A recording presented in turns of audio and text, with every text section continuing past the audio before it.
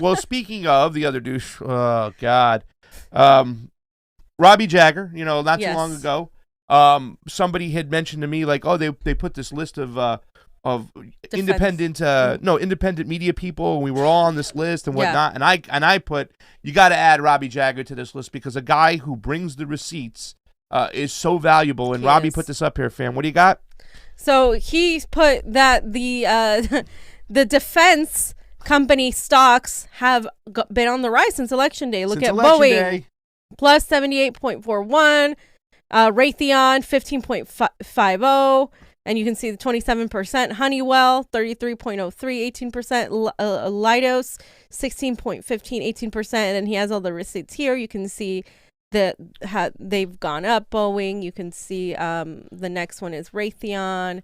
And then the one after that is Honeywell. And you can see how they've actually gone up since election day. Because they got their guy. Because they got their guy. Can you imagine that, ladies and gentlemen? No. Yeah, I know, right? Oh, Donald Trump's the evil man, orange man bad, the clown. Why are the defense contractings going up through the roof? And then Donald Trump is trying to make this one last Hail Mary push to get people out of Afghanistan, Syria, the whole 9 yards. I mean, a lot of people criticized him, and they said he was very much a warmonger, just like the people before him, but he didn't start any new wars. I mean, Bolivia, we have to kind of look and see what did he know, what he didn't know. But once again, he didn't go bombing like crazy like Obama did. I mean, he had coup attempts. I mean, I'm not going to say he was the anti-interventionist, right? He wasn't the anti-interventionist, but he didn't go and pull in Obama. And a lot of people don't want to hear that. And people act like he was the most dangerous president. What about Bush? Like, people forget about Bush. And Bush was a Republican. This isn't about defending Republicans. I'm telling you, Bush was 10,000 times worse of a president for not just for us, but for people in the Middle East. They'll tell you that too. Yeah. Bush was one of the worst presidents of all time. Of all time. He was one of the worst, and he was in our time. So when people start saying, oh, Donald Trump is awful, I'm like, he was the worst president of all time. I'm like, George Bush, president of all George Bush. I mean, Kanye West. Remember when he said George Bush doesn't like black people? He didn't. George Bush was awful to anybody who wasn't a Republican. And then the Republican Party at that time did not have a lot of people of color in it. More people of color voted for Donald Trump over George Bush. Just think about that, ladies and gentlemen, because of the policies. Bush was awful. He opened up a can of shitworms in the Middle East, and then Obama came right in and continued to do it. What did he do? He did it with drone warfare, which kills more innocent people than anything. I mean, just disgusting. Mark Peterson, thank you for the Super Chat contribution. What a day. YouTube censorship and CNN saying we don't need a stimulus check. What would the hell be's gonna happen? What the hell be's is gonna happen tomorrow? Pasta, you really think that black people voted for Trump because of his policies? Yeah. I think it's more like because he was like a showmanship or a showman or whatever. He was more of an anti-globalist. I mean, he wasn't like a typical Republican. At all. I mean, I think that's probably it. It's not because of his policies, though. I mean. Because we've asked black people at the Trump rallies here, you asked them, and they don't know anything about the policy. Some of the policies they don't know about. I think the fact that he was an anti-globalist, more of mentality, that he did say that he tried to bring a lot of jobs home. He tried to punish China. But he hasn't really been really committed to any of his policies. We can say that. Right? I don't know. You want to say the First Step Back was not committed? It wasn't signed into office and stuff? I remember Van Jones crying about it and saying we have a Christmas gift because that policy alone sent people home from prison the next day. Whereas when you have the crime bill, the 1994 crime bill, it took away grants and other things from people who were trying to make a living. So I think when people do put those policies next to each other, they're going to say, okay, maybe Donald Trump is not as bad as the media is making him out to be. I don't believe he was the most racist, sexist president of all times. I believe the policies of the Bushes, of the Obamas, of the Clintons, they were way worse to people, working people across the board. They were globalists who sent our jobs overseas, and that affected a lot of people of color, like in Milwaukee, in the Midwest and whatnot, and they see that for what it is. Does that mean he's their champion? Not by any means. No, but if you kind of measure up policies for policies, I'm so sorry. I think that Donald Trump is not as bad as those establishment people on both sides of the aisle. Yeah, I'm not saying that he's not, that it's not as good or as bad or whatever.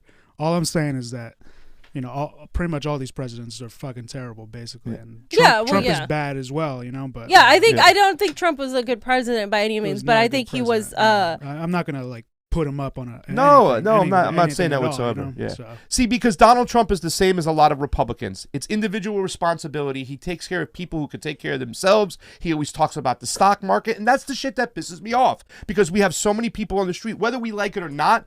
The homeless number continued to grow on Donald Trump. So I don't care what happened in the goddamn stock market. I care about those people who are on the street. Yeah. Did he cause the problem and create the problem? No. Did he exacerbate it? Yes, because he didn't make moves to do it. Right. You know he could have taken. He could right now pardon Julian Assange. He could right now go and give us Medicare for all too. Like he could push for these things.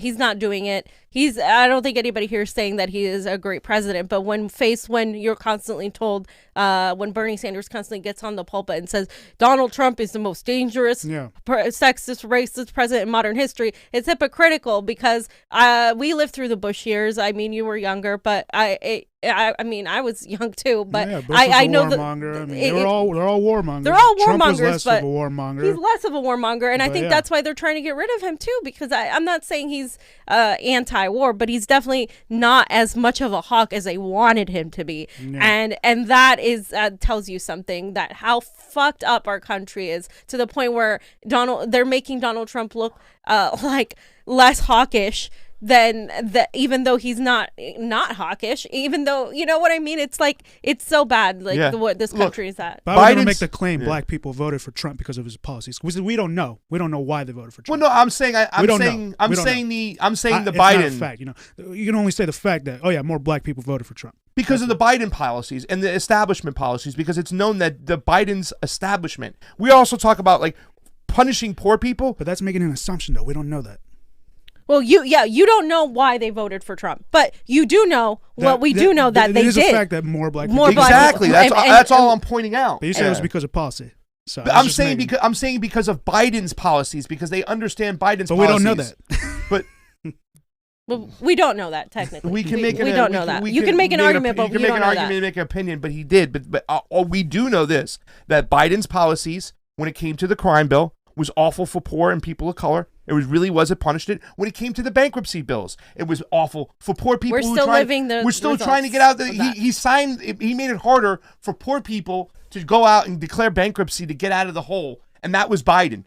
Biden's policies of war were going around bombing indigenous people in their homeland left and right. I will say that people do know, people on the right, on the Republican side, did use those attacks about the crime bill against Joe Biden. Yeah. So I do think like some people who did vote for Trump did know that, but I can't say 100% for a certainty. I mean, I wouldn't say that 100% certainty, but I definitely think like Joe Biden's record, because if there's one thing about the right is that they do look at these Democrats as records so they can like go after them. And that's a lot of the times. And when you ask a liberal why they're voting for Kamala Harris, they don't look at her record. They just look at her rhetoric. And that is something that is true when it comes to the voting contingents on the parties. The liberals don't really care about policy. A lot of them, they care about the platitudes and the rhetorics and the emotions behind it. This is why elements of the progressive movement are so easily manipulated with that. And I'm not saying that elements on the right aren't either, because they are. I mean, they're manipulated by Trump's rhetoric that says, the immigrants, and says all this crap. People in general are manipulated by emotions, but like when it comes to looking at like numbers and stuff, people on the right tend to do that more than the Democrats contingent. Christopher Dobby on the super chat, not the super Ray, tipped us $2. Thank you so much. My pleasure. You keep nurturing society. You have my full support, and thank you so much, Dobby, for that full support. We do appreciate it, and we need all your support out there, ladies and gentlemen. People on that YouTube, there's a lot of you right now. Get over to the Rokfin, sign up for free, get an account going, and if you have a few extra bucks for $9.99 a month, you can endorse us. You get everybody's ends premium content across the board. I'm going to be actually doing a video later on with Tim Canova, and I will be putting it up on Rokfin only. Unfortunately, ladies and gentlemen, I don't want to get us pulled and yanked off YouTube. So we'll be talking about the lawsuit where now 17 states have got behind Texas to sue 4 other states, saying they ran an unlawful election, therefore it had national effect, and therefore they want them thrown out. They either want At the end game, we don't know what it is. We'll talk about it with Tim Canova. We're going to do a show about that. But let's talk about your favorite person, Neera Tanden. Yeah, she's my best friend, Neera, and also my other best friend, Elizabeth Warren, who literally got nothing out of it, right?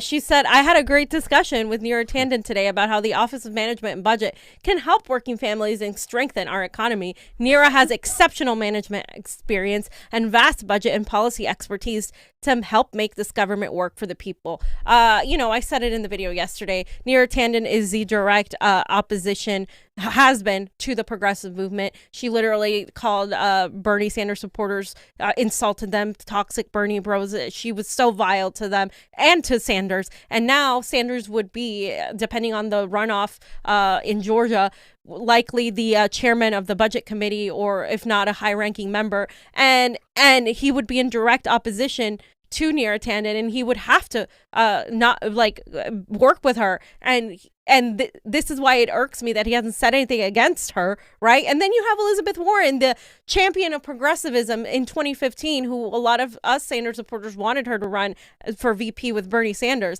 And she's over here congratulating Neera Tanden, giving her accolades, talking about how amazing she is. And she literally sold out, Elizabeth Warren, right? Hardcore sold out, was getting all this money. And, Emma Vigilant didn't want to admit it. And she called me left QAnon for listing all the things that was going on, and we got a lot of crap. I remember when we were like, no, stay away from Neera Tanden, from Elizabeth Warren, Bernie, don't go with her. A lot of the progressives on the Bernie end were like, no, Bernie and Warren, and we were like, no, she's bad. Well, she stayed in the race far longer to make sure Bernie didn't get the votes he needed to get.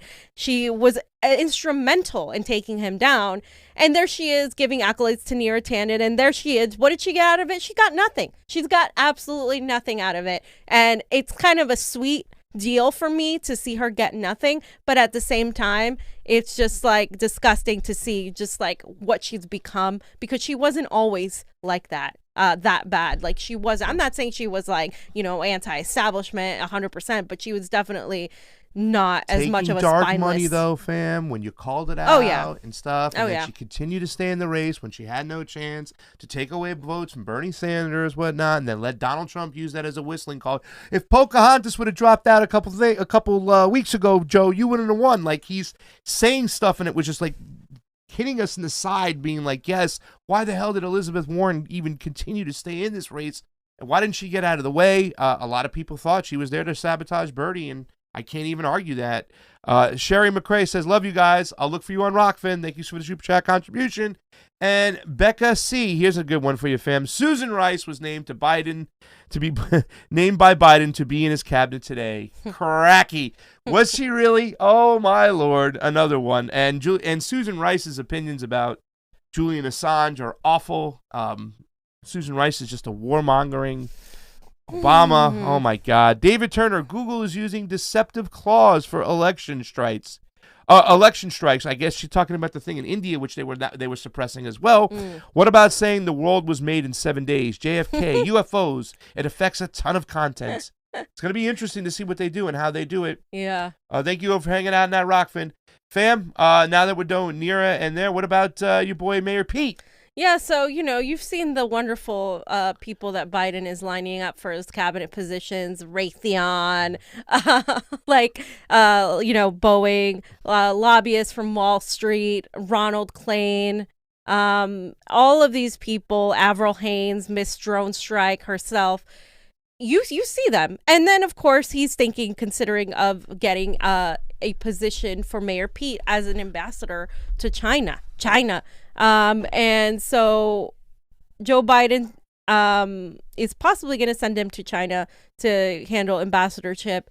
And of course, Mayor Pete ran for president. He was the South Bend, Indiana mayor who received a lot of flack for his racially blind, to say the nicest possible way, policies, and his policies against homeless people too, and taking away people's homes, etc. And this is, of course, we knew that Buttigieg was going to get something out of this, because we knew they were propping him up way too much. He's a CIA guy. He worked for McKinsey. He's this vile type of really consultant type of deep state type of guy. He's perfect for the Biden administration. I mean, he was made for this, fam. Yeah, he was made for this. How about the time when Swalwell, we're going to get to Swalwell, called him out for not firing? Why didn't you fire the chief? You fired the black chief, but you didn't fire the white chief. Right. Like, he called him out right there. It was like, wow, this is good. This little, it was like one of those, like, you know, when those slappy fights where you just go like this and you start slapping each other. It was Buttigieg and Swalwell. It was just pretty funny when they were doing that. So, yeah, I mean, this doesn't surprise me, this move, at all, you know? Yeah. And so now we're talking about the Democratic Party, the corrupt, awful leadership of the Democratic Party, who doesn't give a damn and will sell you out down the river, fam. What do you got? 5G is so companies that were part of a group that was funded and founded by Governor Newsom gave money. He gave them they got $3 million from PPP loans. So what it seems is that Newsom is giving his friends money, and everybody else can just go eat a bag of Richards. Yeah. So at least 8 companies partially owned by Newsom have collectively received millions of dollars from the PPP program, and this is according to ABC. While the data released by the Small Business Administration this year showed that Plumpjack Group received up to $350,000 worth of PPP loans, newly released data by the SBA indicated Plumpjack businesses, including wineries, bars, and restaurants, received more than 8 times that amount at nearly $3 million altogether. And of course, in 2018, this is when Newsom placed his interest in this group into a blind trust. That means he would have no knowledge or role in the company business decisions made during his time in office, accordingly. But you guys can go down and you can see the money. There's a list right here with all the money that was given with Plumpjack businesses and the PPP loans. And yeah, there you go. They don't care. They'll take money, they'll line their own pockets, and they'll let you eat a bag of Richards, right? I mean, they're sitting there. I mean, he didn't give us the extra money when we were getting the $300 from the executive order. And now, you know, what are we getting now? We're going to get another extra $300 a week for California? Jesus Christmas, we're going to run out of money. I don't even know if that's happening because now we're going to have to talk about that on the next show, but it's like a $600 check is all they're doing. They're ridiculous. And Nancy Pelosi was willing to say, I don't want to give Donald Trump a victory beforehand, so she's going to withhold it and wait until after. And then she tells people to shut up when they start questioning her. Now we're getting half of what we should have gotten from a proper stimulus. It's a fail across the board of government on every single level, the way they handle this COVID. Not just the health reasons, okay, but the economic reasons more than anything. There's a lot of people killing themselves. They're losing everything. They find no way out, and their businesses are being suppressed. It's disgusting because I don't know what's going to come of this. The only thing that's going to really be growing is what? These major corporations like Amazon and Bezos and all these people making money, but everybody else, small businesses, they'll go away. You got to close down. I just want to read real quick what this woman said. She said, I think it's heartbreaking. We see huge discrepancies between small businesses and the kind of loans they got and their ability to get loans in larger companies that are well-resourced and well-staffed and had strong relationships with their banks. So again, like you guys, like the fact that it depends on who your connections are and it depends on how well financed you are. Obviously, you're going to be better off if you're more a corporation than a small businesses. And it's unfortunate because the small mom and pop places are the ones that a lot of us, especially progressives or people who want to support these independent businesses, want to support. It's like us. It's like, you know, it's like fighting. It's like CNN getting a PPP loan instead of the Convo Couch. Like imagine that. That's like the monster of what's happening here, and like it's just giving more power to the elites, to the 1%, more power to these corporations that already own so much of our government.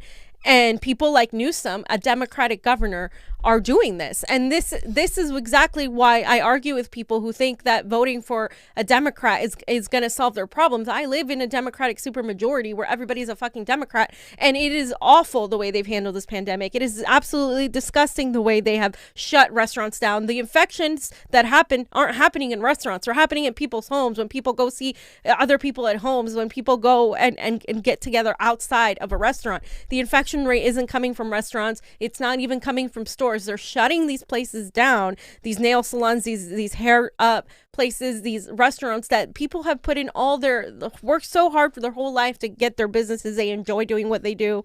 And these people, like Pasta said, are losing everything. And not only are these people, business owners, losing everything, the people they employ, who are primarily artists, because the people who work in Los Angeles as the servers and bartenders, they're artists. They have other aspirations. They do other things, and they're getting screwed up the wazoo. And I was talking to somebody yesterday too. Like, they have lost so much in New York too, with this. And of course, Cuomo is another one. He's awful. He's worse than Newsom, I think, likely. But they're both just awful, and they're both Democrats. These are the kind of policies these Democrats want.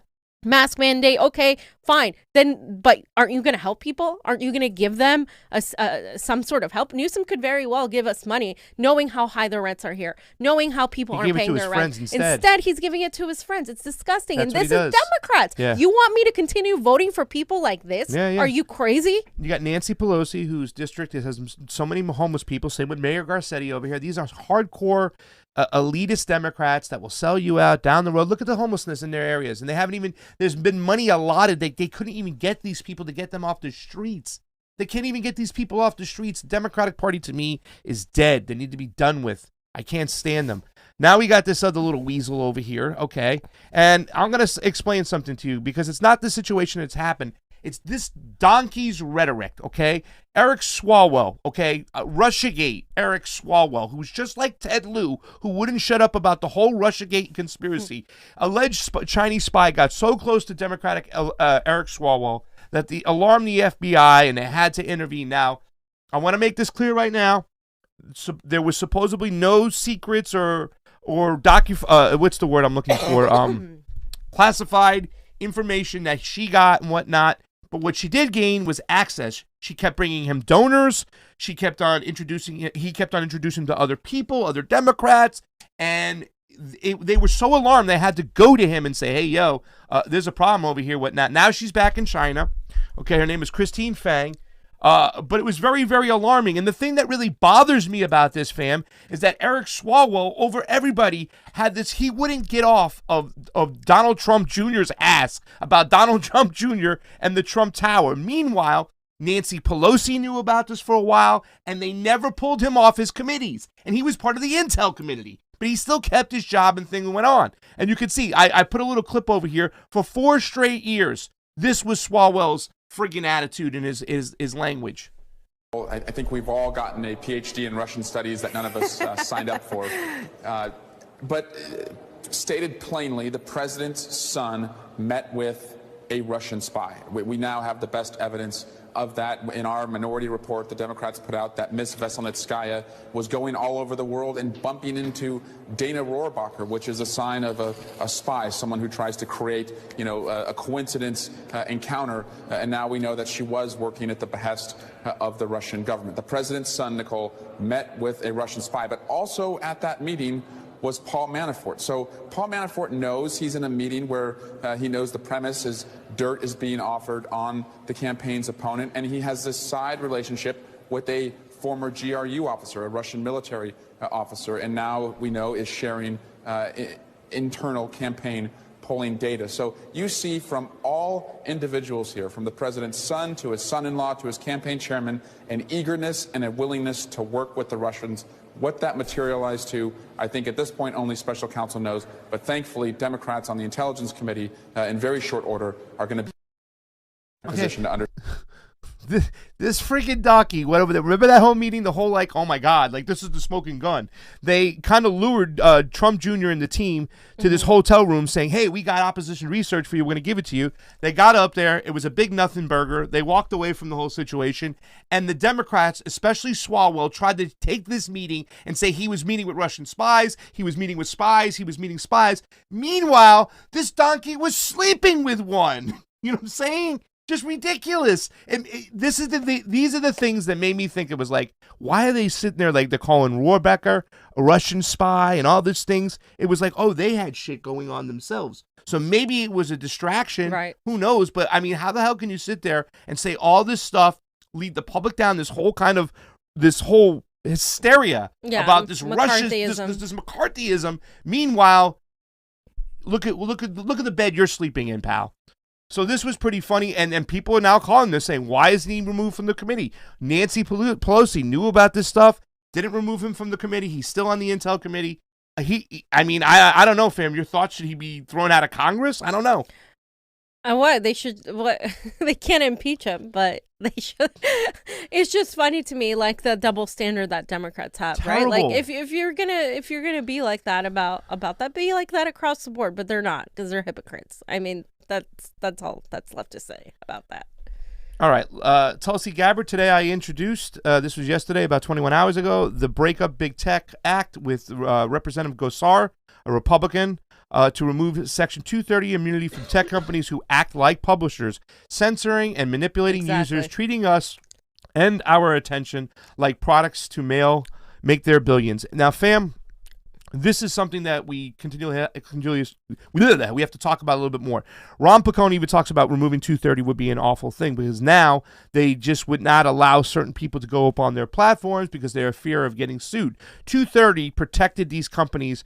It gave them immunity from getting sued from anybody putting up stuff on their platforms. But that was the deal. They had to act as a platform. Right. They didn't. They acted like publishers. Right. So is this the proper thing to do, to just yank it like Donald Trump says, like Tulsi says, like Rand Paul says and stuff? I agree with them on this, because I think that, I don't know who's been saying that it's small businesses are going to be hurt by the removal of 230. A lot of progressives have been saying that, and I 100% disagree, because if you are a small entity, as long as you don't act like YouTube is doing, where they're a publisher and also a platform, you'll be fine. You'll still be protected. Now, that has to be reinforced, right? But nothing in there says that you won't be protected by that. You just have to. You cannot be both. And that's what this is attacking. The fact that YouTube, Google, Twitter, Facebook have the ability to be both. As long as you decide that you are a platform, that's fine, or a publisher, but you cannot be both. And that's all that's simply up for play here. But for some reason, it's getting twisted as like, oh, well, everybody's going to get sued now because they're not going to be protected. No, that's just the spin doctoring that's happening. So, because people don't understand that it is about free speech. It is, but you're not increasing free speech by keeping 230. You're actually increasing the power hold that these companies, big tech, have over us. Yeah. That they're able to do this and say, you can't say anything about the election. You can't say anything about COVID. That's what Tulsi Gabbard is going after, and that's why I think it's so important. I am 100% on board with her, and if I happen to agree with Trump, oh well, because I can discern the difference between me not liking him and me saying, okay, well, he's right on this. I do agree that there has to be a specific clause that says, okay, these businesses that are operating like let's say they're a blog, right? Like you have a Medium, and those people shouldn't be held liable for somebody saying a lie or somebody saying something awful. They shouldn't be held liable because they're just a blog. But Facebook doesn't get to be both a blog and a platform that dictates what you can or cannot say. See, that's different, and that's a difference that people need to specify. They have hid behind 230. Now, I grabbed a clip over here from David J. Harris Jr., who wants to keep 230, and he's a big Trumper, right? This guy loves Donald Trump. I think he's been on Dan Bongino, that other dude's show. But listen to what he has to say, because this is a great clip over here, because I've always said its fact is that, okay, 230 is there, but this doesn't give the right for big tech to break antitrust laws, which say they must abide by being a platform and not pick winners and losers, because when you do pick winners and losers, you automatically become a publisher. Yeah. So, I mean, there is a problem right here, but this is from people on the right who want to necessarily keep 230, but yet they understand what's going on, and they want to work the magic within the Supreme Court rather than just eliminate it altogether. So here is David J. Harris Jr. Let's take a listen. Repeal Section 230. Eliminate Section 230. Our president, amazing President Donald J. Trump, is asking to get rid of Section 230 of the Communications and Decency Act. The problem is that would be horrendous. Even my good friend Dan Bongino agrees with me on this. Section 230 doesn't need to be eliminated. It needs to be reformed. It needs to be understood, and it needs to be clarified.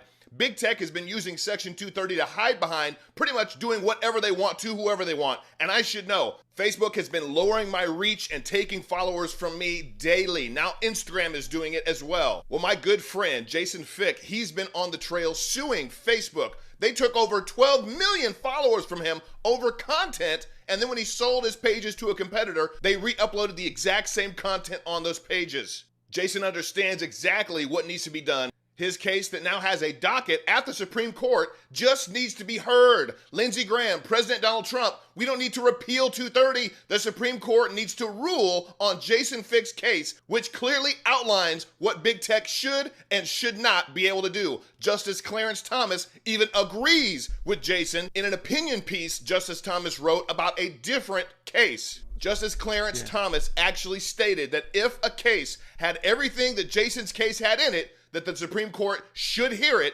and render a decision on how Section 230 should be applied. My name is Jason Fick. I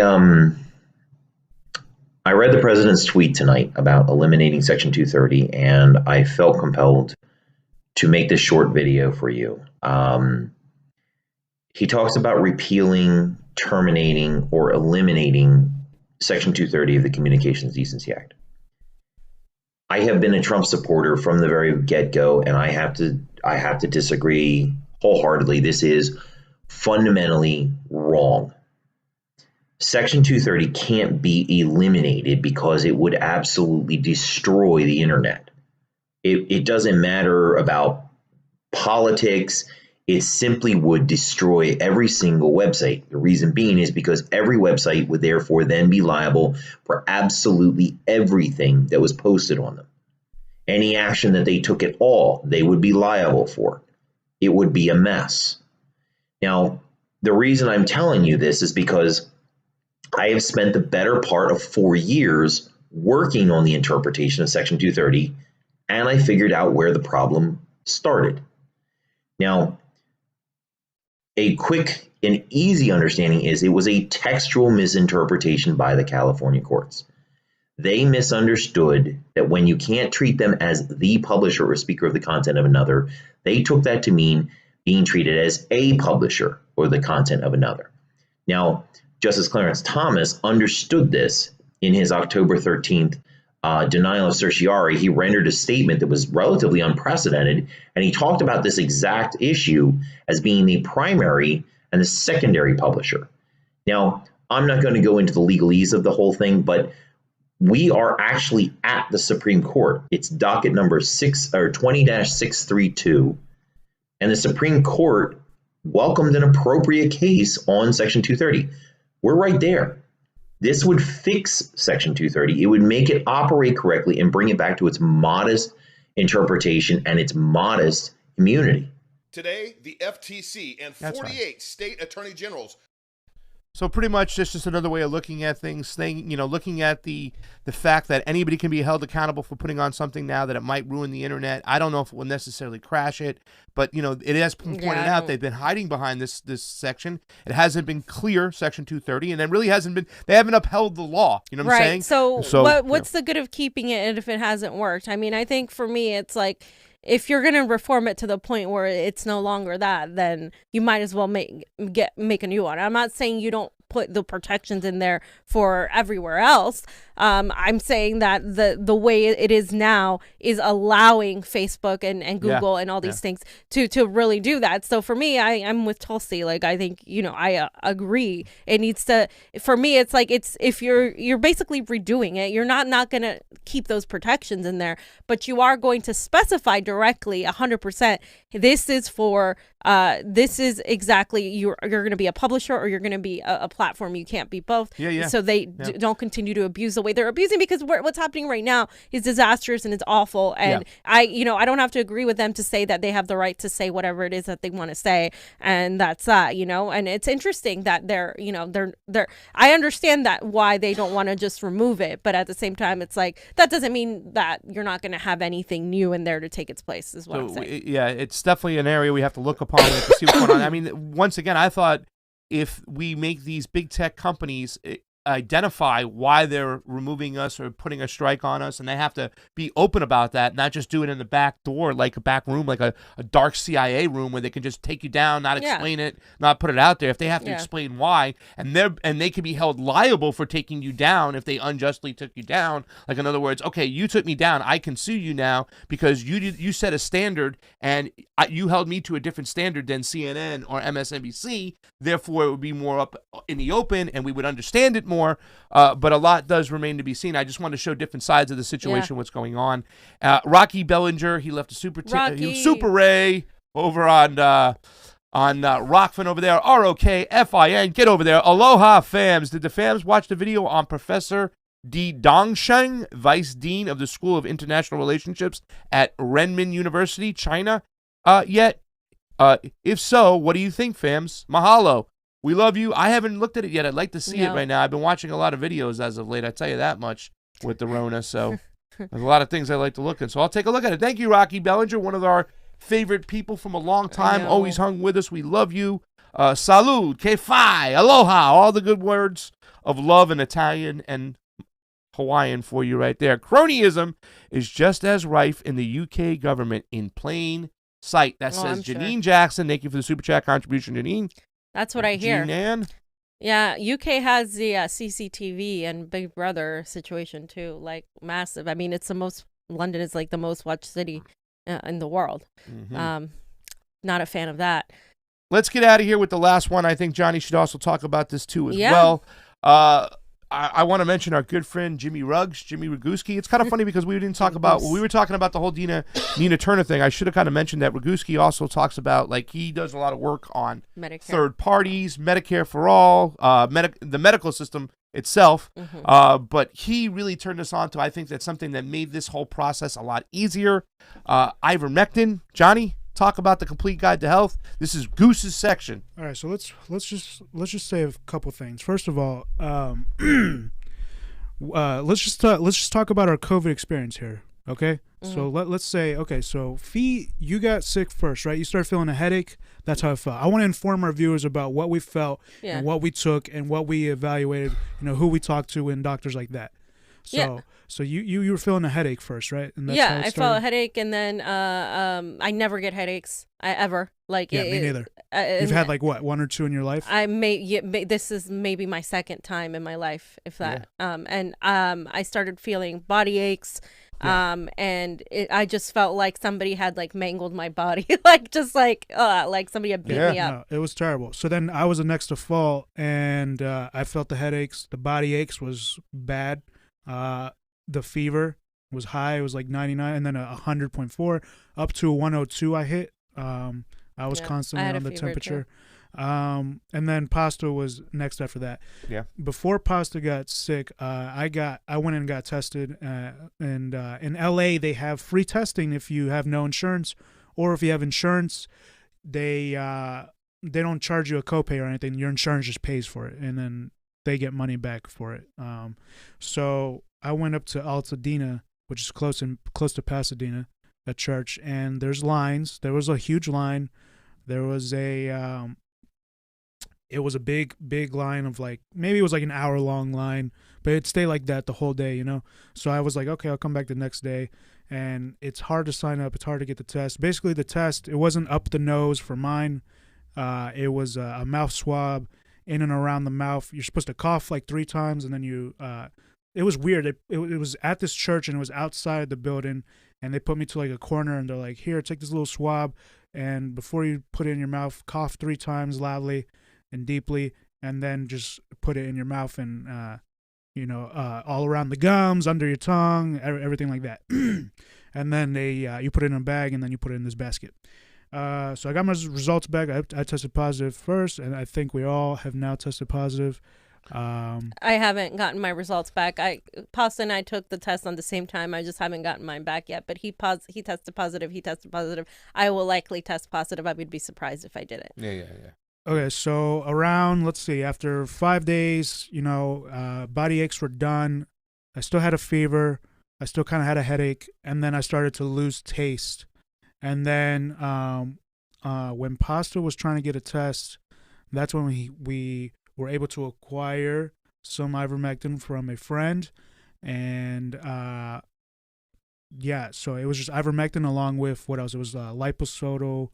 Vitamin C, Vitamin C. liposomal vitamin C, because supposedly that lets you take an extensive amount of vitamin C, but it doesn't mess with your digestive system and won't, like, because if you took 5 grams of vitamin C with just regular powder, it's going to mess up your stomach. Right. You're going to throw up or whatnot. Too much vitamin C. Yeah. Oh, and I forgot to mention that when I got my results back for positive, I immediately booked a teledoc appointment, which was like $45 or something. Mm-hmm. For anybody who wants to know what they tell you here on teledoc and pretty much any doctor in the United States, except for a select few, what they're going to tell you is to get acetaminophen, what is it? Ibuprofen. That's a fever reducer. Ibuprofen for pain relief, and then what was it? Benzoate for cough. Yeah. And that's all they give you, and they tell you to just quarantine. Yep. And that's all the doctor tells you to do. That's all they give you. Nothing about vitamin C, nothing about zinc, nothing about anything else. That's all they told me. Now, for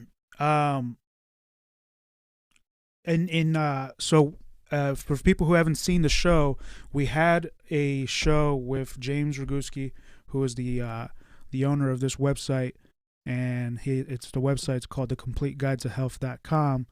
And basically, he goes to talk about how doctors and governments around the world are using ivermectin along with acetaminophen and something else for COVID treatment.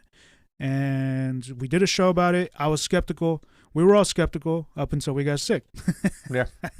And then also, to tell you a little personal thing is that my uncle in Peru, actually, they gave him that treatment.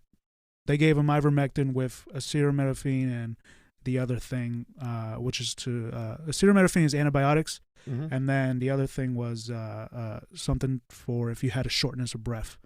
So I believe it was something to stop that. Oh yeah, we also got the oxygen meter, which is very important in monitoring your oxygen level. It can't fall below 94.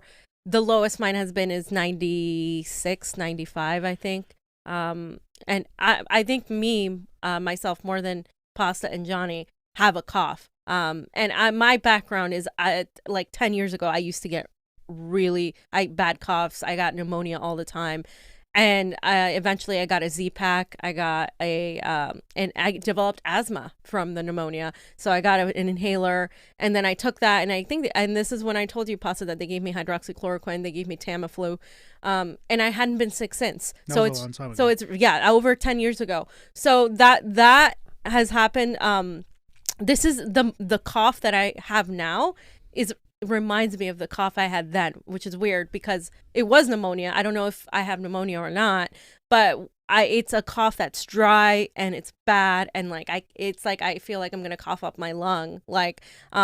It's annoying. I hate it. But it's interesting that back then they gave me different things. They gave me an inhaler, and that I don't think if I went to the doctor now they would give me anything, because they'd be like, oh, you have COVID, so just let it run through your system. But for me, the cough has affected me more, I think, than both of them.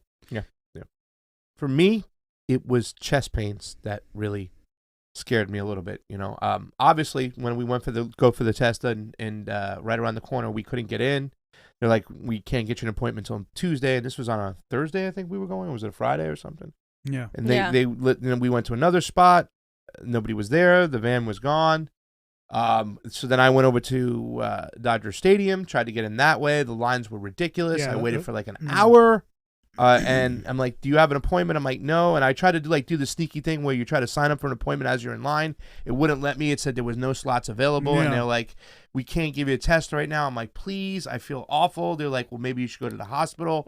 But instead of going to the hospital, I made the call to Roguski. I said, Goose, I said, we got this thing here. We need help. And he gave me the ivermectin and some things. So, yeah. I want to make clear that people know that there was, the lines to get tested everywhere was full in Los Angeles. So that's a fact. That is a fact.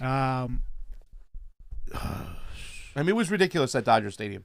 Yeah. It was ridiculous. It was ridiculous everywhere. Like, I wanted to film stuff, but I was, like, so exhausted with the COVID, right? Yeah, and they're claiming that all the ICUs here are full, but I wanted to see if we could go somewhere, but that's what the hospitals are claiming. Yeah, and we can't verify that. I also want to say that we're not doctors or anything, but we did take the ivermectin, and, you know, we're just letting you know our experience. That's all we're doing. Yeah.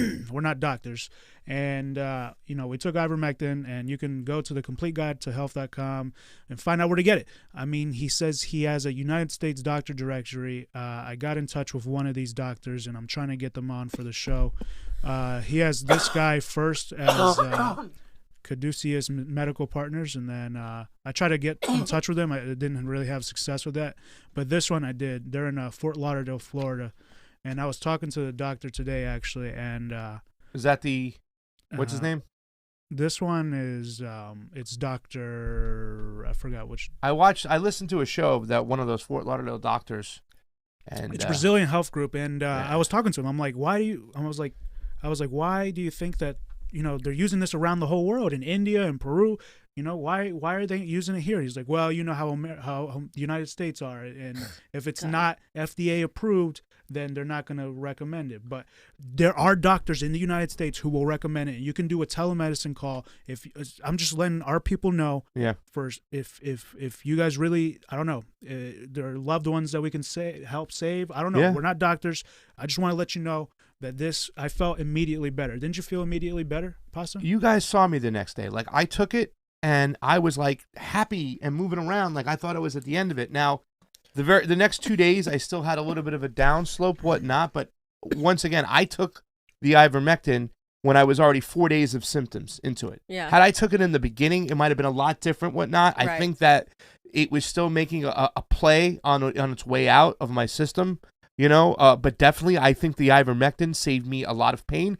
And this is the thing we talked about. When it comes to the COVID, what we've seen, not doctors, what we've heard, is that it affects people where they have illnesses. I have not exercised. Pre-existing condition. Exactly. I have not exercised properly for the last 3 years. I just haven't. I'm a big guy. I'm 240 pounds now. I was before I was a vegan, I was like 255, 260. So I have lost some weight and I've done some things for me, but I think it's proper. It will attack you in the areas that maybe you have weaknesses or pre-existing conditions.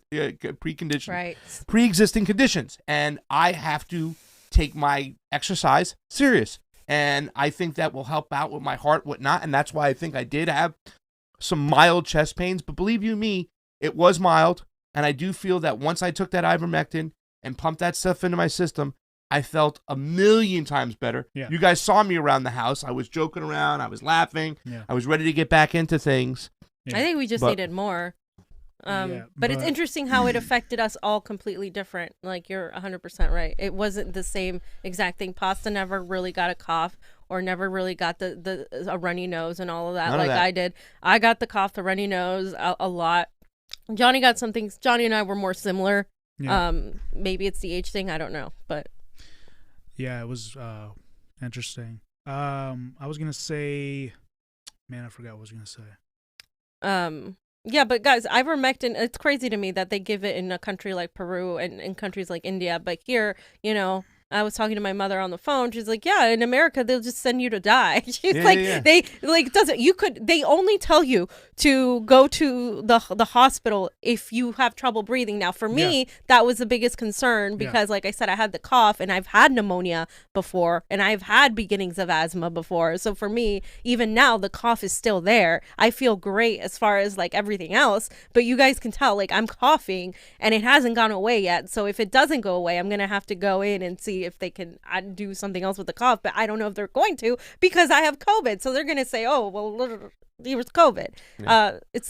This system sucks. It seems like they want to push people towards the vaccines. They want to make a lot of money on it. There's no, I mean, really, to tell you the truth, I went and bought a bunch of vitamins, right? Yeah. So with the vitamins and everything else, it's like for three of us, it's under $200. You know what I'm saying? I bought a lot of vitamins. Like, I bought expensive vitamins, and it's still so much dirt cheaper than any other treatment that they want you to take and stuff. Or it's walking ridiculous. into a hospital and going to the emergency room. Yeah. Going to the getting ER. put on the ventilator and then boom. You guys went to urgent care, right? Yeah. I forgot to say. Yeah, we did go to urgent care just in case to get an X-ray of our lungs to see if we had pneumonia developed from COVID. Yeah. Because you can. Yeah. That was the thing we were scared of. Yeah. And when your mom called me and said, Craig, get your ass to the hospital. I was like, okay, Mom, I'm going to go right now. You know what I'm saying? Like, I was keeping it from my mother that I was in pain. Like, I didn't tell her that. I didn't tell you guys in the beginning that my chest was hurting. And that's why when I was like, Dodger Stadium, I couldn't get in. I was really thinking about going to the hospital, but I'm like, people just go to the hospital to die. That's why I made the call to Goose. And then they give you a giant bill. Exactly. Which, I'm still going to get a bill now because I had to go get an EKG,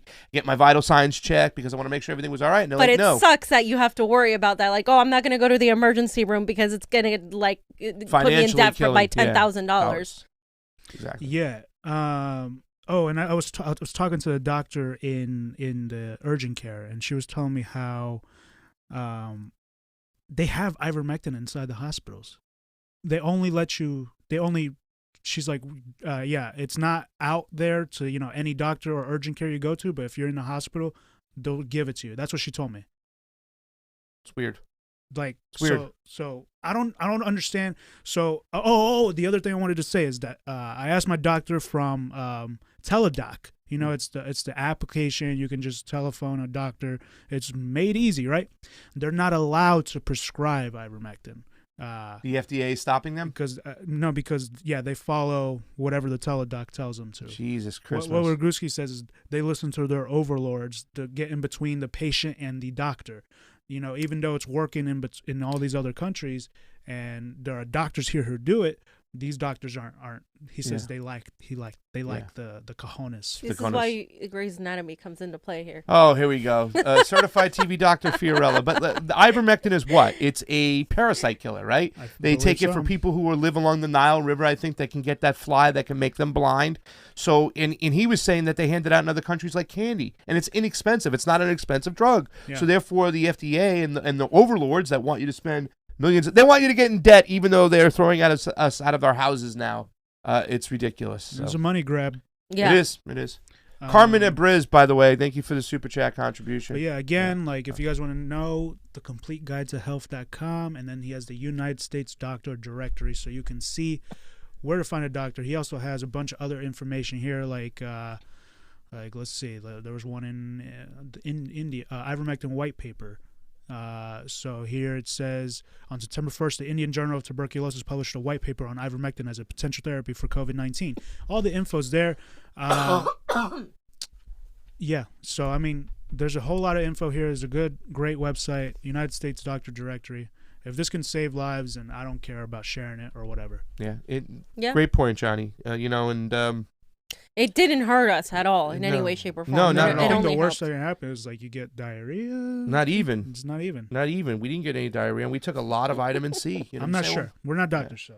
But we could just tell you from our own personal experience. I'm glad that we knew Goose, and I'm glad we took it. And thank you, James Rogowski.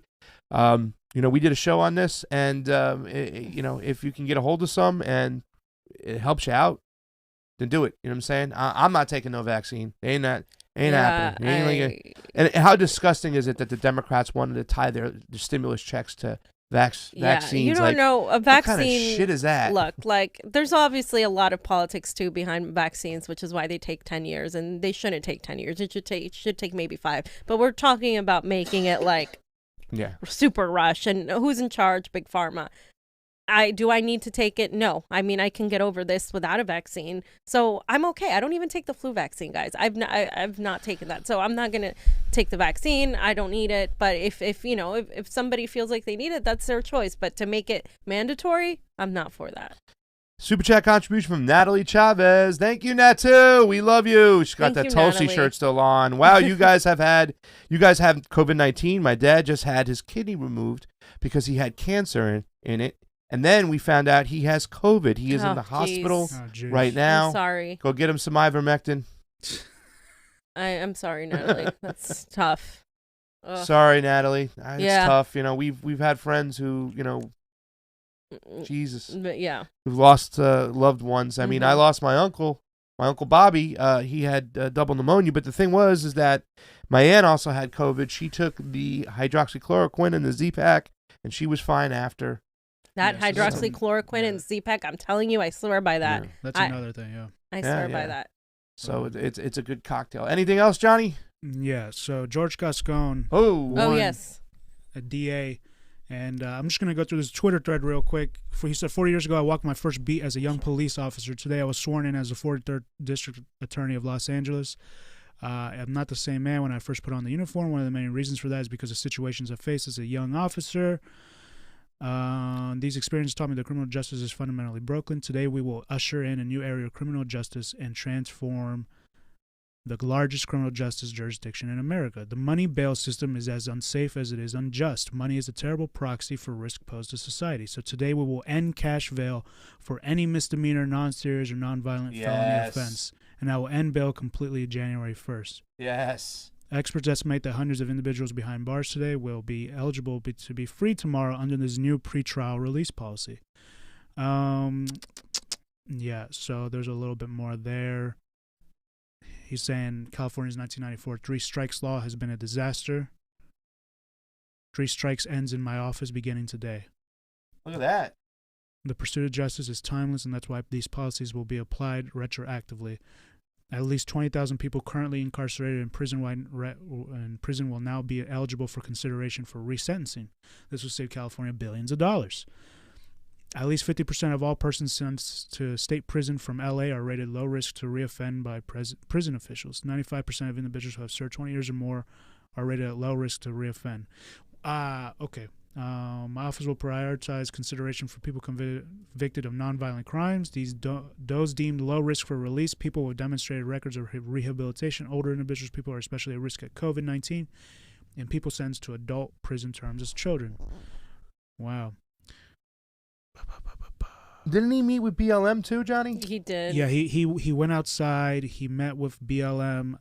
He released LA. one of the activists. He released one of the activists who got $1 million bail.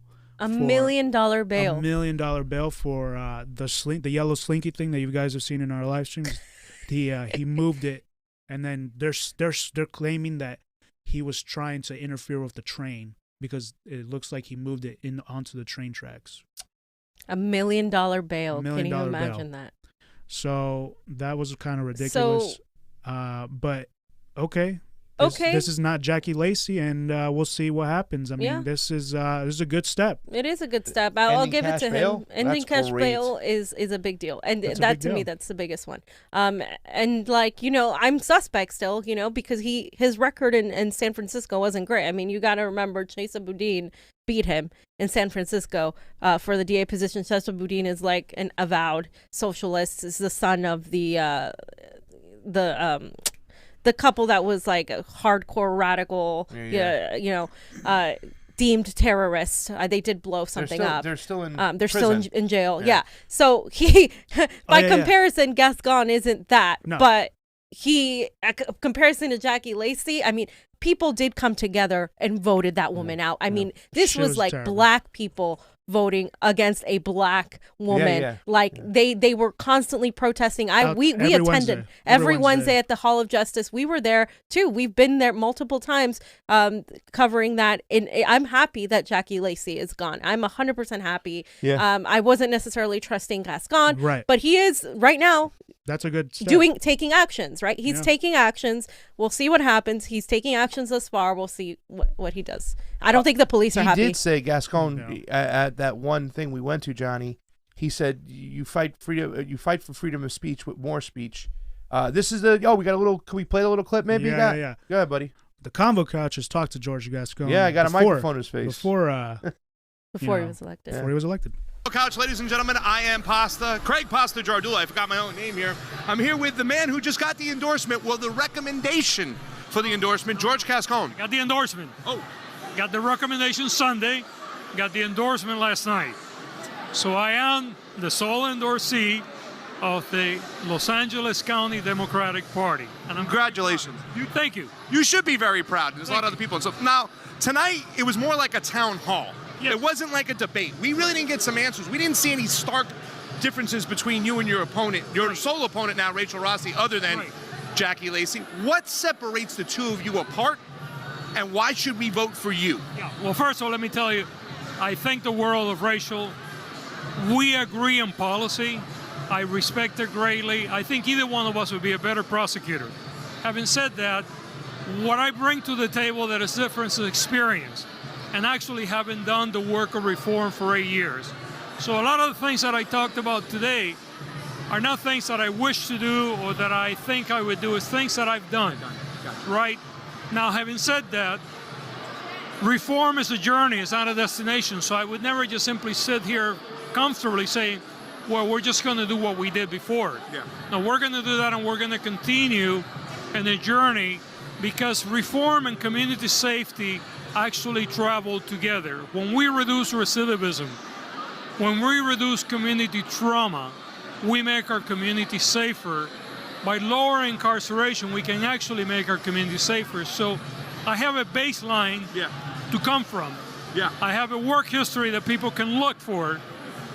But that's only the beginning of a process. We have to make sure that our solutions are also going to be appropriate for LA County and that we can continue to learn and grow. Well, what is one of your proudest accomplishments? I heard a couple good accomplishments tonight, some great things you've done as San Francisco DA, but you personally, which one makes you the most proudest that has been accomplished by George Gascon? Well, the most proud thing, professionally or outside profession? Professionally and inside. Let's get a little bit of both. Okay, professionally is the decarceration process that we started in San Francisco and the progressive prosecutors movement that I very much was part of the beginning of. Personally, I have wonderful kids that I love, and I am very proud of them. And they're two girls that are very smart, and I'm very proud of them. Last question. There are some pushback for some people that say George Gascon is good, but he does take some PAC money, and they don't like PAC money whatsoever. What do you have to say to some of the PAC money, even if it's a Sean King PAC that you have taken? Well, actually, when people say that I've taken PAC money, the only PAC money that I've taken is money with people that have contributed to progressive causes. And those are the people that have also helped pass Prop 47, Prop 36, Prop 57. So the things that I believe in, okay? I will never take corporate money. I would never take money from corporate polluters. I would never take money from people that are against criminal justice reform. Okay. Thank you so much, George Gascon. George Gascon over there, guys. Wow. Yeah, that was the Convo Couch there before he was even popular. Now a lot of people are listening to what he's saying because he's walking the walk. We'll see if it sticks. No, this is a big, important action, but I think where he's going to fall short is no one, like you said, no one's like Chesa Boudin, right? Yeah. Because Chesa Boudin, who's now the DA in San Francisco, has filed homicide charges against an officer, a police officer. And that's like the first time in San Francisco history. Yeah. And that's where they think Gascon will be weak because he wouldn't do those things. Because he wouldn't do it in San Francisco. Here's actually a video of Gascon under pressure in San Francisco. Protesters outside of George Gascon's home in San Francisco. And this was before this was posted, Community Control Police posted this before Gascon made that tweet. Yeah. So let's just watch this. Gonna indict the police officers, man. Prick, coward. Do your fucking job. Justice for. Hey, what are you doing, bro? Fuck you. Don't be throwing that at me. Really? You hit me with it. Why you hit me with it for? When you gonna indict the police officers, man? Prick, coward. Do your fucking job. Justice for. Hey, what are you doing, bro? Fuck you. Don't be throwing that at me. Really? You hit me with it. So no one's perfect. No one, yeah. But he did come out and speak to them this time. We'll see if he handles it better than what he handled that. Yeah. I mean, we'll see. I mean, I don't have any expectations that he's going to be Chesa Boudin, but is it better than Jackie Lacey? I think people are basking right now in the glory that Jackie Lacey is gone because in one day he did so much more than Jackie Lacey did in the whole time she was here. That's how bad we had it here with Jackie Lacey. For years. So, years. Still the same concerns. The treatment towards the police. Are they going to let them get away with everything? Are they going to hold them accountable? You know what I'm saying?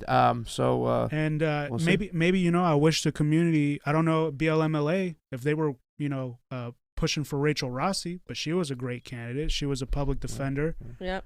Previously a public defender, and yeah. I'll just read what I put here. Public defender Rachel Rossi for a quick interview. They had a debate, her and Gascon, and we went to it December 11th, 2019. Yeah. Damn, almost a year ago. Yeah. It was a tight race too. It came down to the wire.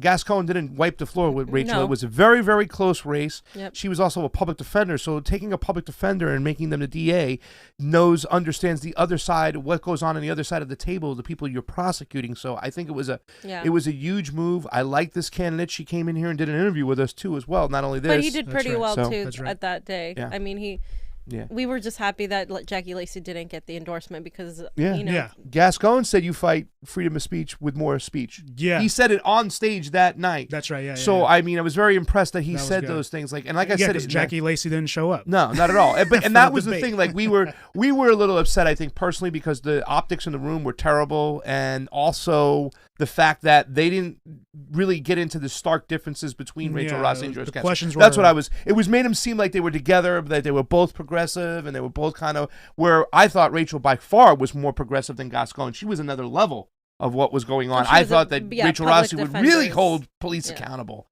when they commit a crime.